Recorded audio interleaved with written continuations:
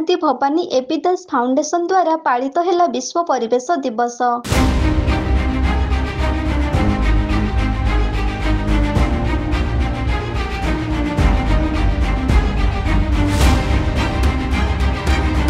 ଜୁନ 5 ତାରିଖ ବିଶ୍ୱ ପରିବେଶ ଦିବସ।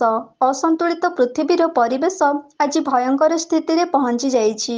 ଅବାଧରେ ବଣ ଜଙ୍ଗଲ ନଷ୍ଟ କରି ସୁସ୍ଥ ପୃଥିବୀ ଆଜି ଅସୁସ୍ଥ ହୋଇ ନିମ୍ନଗାମୀ ହେବାକୁ ବସିଛି। ଅମ୍ଳଜାନର ଘୋର ଅଭାବ ମଧ୍ୟରେ ଜୀବଜଗତ ହାହାକାର ହେଉଥିବା ବେଳେ ପରିବେଶର ସୁରକ୍ଷା ପାଇଁ ଜୁନ 5 ତାରିଖ ବିଶ୍ୱ ପରିବେଶ ଦିବସର ବାର୍ତ୍ତା ନେଇ ସଚେତନ କରାଇବା ସହିତ ପରିବେଶକୁ ସୁରକ୍ଷା ପାଇଁ ଆହ୍ୱାନ କରାଯାଉଛି।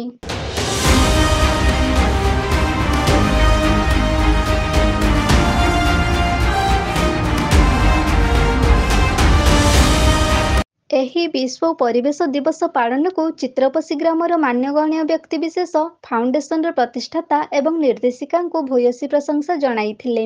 ତାଙ୍କର ଉତ୍ତରୋତ୍ତର କାମନା କରି ଶଙ୍ଖ ହୁଳହୁଳି ସହିତ ବନ୍ଦାପନା କରି ଅତିଥିମାନଙ୍କୁ ପୁଷ୍ପଗୁଚ୍ଛ ଦେଇ ପାଛୋଟି ନେଇଥିଲେ।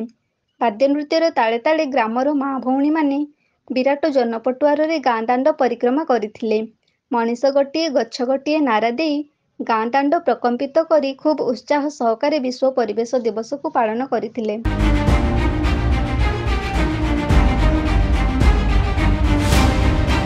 ଏହି ବିଶ୍ୱ ପରିବେଶ ଦିବସକୁ ମହା ଆଡମ୍ବର ସହକାରେ ପାଳନ କରିଛି ଅନାଦି ଭବାନୀ ଏବି ଦାସ ଫାଉଣ୍ଡେସନ। ପ୍ରତିଷ୍ଠାତା ପରିବେଶବିତ୍ ଡକ୍ଟର କିଶୋର ଚନ୍ଦ୍ର ଦାସ, ପରିଚାଳିକା ମଧୁସ୍ମିତା ଦାସଙ୍କ ସହାୟତାରେ ମୟୂରଭଞ୍ଜ ଜିଲ୍ଲାର ଚିତ୍ରପଶି ଗ୍ରାମରେ ଗ୍ରାମବାସୀ ତଥା ବିଶିଷ୍ଟ ବ୍ୟକ୍ତିଙ୍କ ଉପସ୍ଥିତିରେ ବିଶ୍ୱ ପରିବେଶ ଦିବସ ପାଳନ କରାଯାଇଛି। ଗ୍ରାମରେ ବହିଯାଉଥିବା ଦେଓନଦୀ କୂଳରେ ସମସ୍ତ ସ୍ଥାୟୀ ସଦସ୍ୟଙ୍କ ଦ୍ୱାରା ବୃକ୍ଷରୋପଣ କରି ବିଶ୍ୱ ପରିବେଶ ଦିବସକୁ ମହା ଆଡମ୍ବର ସହକାରେ ପାଳନ କରାଯାଇଛି।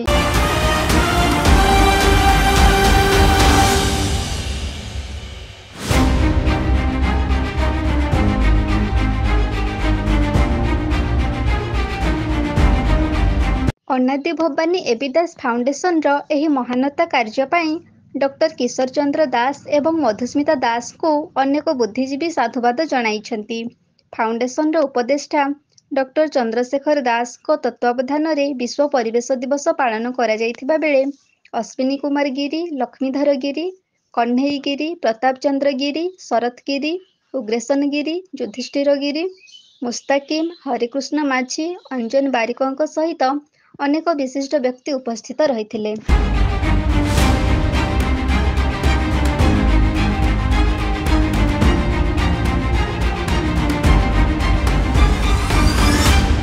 କେନ୍ଦୁଝରରୁ ବାସୁଦେବ ସିଂଙ୍କ ରିପୋର୍ଟ, এবি ନ୍ୟୁଜ।